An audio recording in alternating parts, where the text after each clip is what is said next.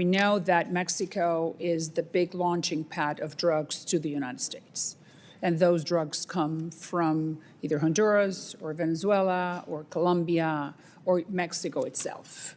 So tell me, what else can Mexicans do at this hour? As I said during my opening statements, we understand that we recognize publicly that they are helping us more than ever, and that President Sheinbaum is having a closer relationship with the State Department and with the law enforcement agencies in the United States to stop that flow from Mexico. What else could they do that they're not doing? I understand about the non-intervention. I understand that it's very difficult for Mexicans to allow the Americans to step on their soil. But what else is this hour that is so crucial in this this war that we have with the drug cartels? What else can they do specifically? There are a number of things, and I do want to reiterate that the cooperation is at a level that we have not seen. And we have had success on a level that we have not seen in a long time with Mexico.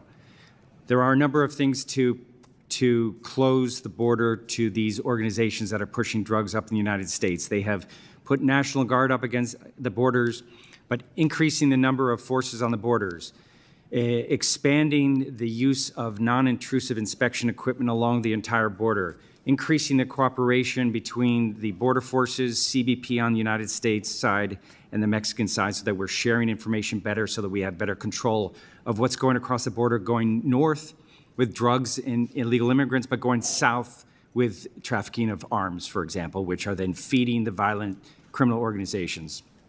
Working with the Central Americans, specifically Guatemala and Belize, to close those borders. There was a meeting of the three presidents. They are making advancements, but that's an area where that's an uncontrolled area. That's an area where there is possible U.S. support, and where it could be a choke point for the entire northern continent.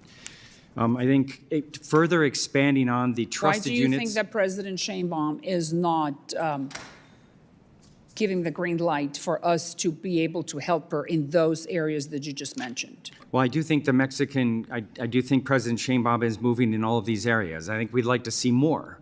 We'd like to see more resources dedicated to security. They are increasing the amount of resources in their 2026 budget, but we need to see more resources in security. This is a shared problem. Hundreds of thousands of Americans have died over the last 10 years from fentanyl and other drugs, but many, many Mexicans have died from the violence of these criminal groups. We need to see more across the board. We've been explicit with them. Another aspect we'd like to see is President Trump reached an agreement with President Xi Jinping on controlling precursor chemicals exports to basically the three North American countries. We would like to see the Mexican government talk to China on a regular basis and press them on the precursors, because almost all the precursors are coming from China to Mexico to make the fentanyl. And why do you think that has not happened? Well, I think to some extent they have. I do not think it has been to this point as forceful as we have been on the precursor issue. I mean, it was a huge success achieved by the president to control these 13 precursors, and the Chinese government also issued an advisory about controlling the trade, similar to how they've issued advisories related to methamphetamine precursors. So the Chinese are working on this. We need to see other countries. This is the same message that we've given the European countries as well. We need to see a unified approach with China and other possible sources of precursors. We'd like to see the Mexicans step up their game in that way. Now, let me just change course. I just mentioned about the Mexican doctors. Mexican doctors is something that is worldwide known. It's not only Mexico, but it happens in Africa, it happens in Jamaica, it happens everywhere, where the Cuban government sends them as slaves. And as I said, they never acquire, they can never earn what their salary says. We know that. It's something that it's widely known. That violates the USMCA provisions of human trafficking or slavery or forced labor, whatever provision you want to call it. So what are we planning to do next year when we're reviewing the USMCA with Mexico to send a very strong message that we are not going to allow for that to continue happening with one of our partners? What is your response to that? Thank you very much, Madam Chair.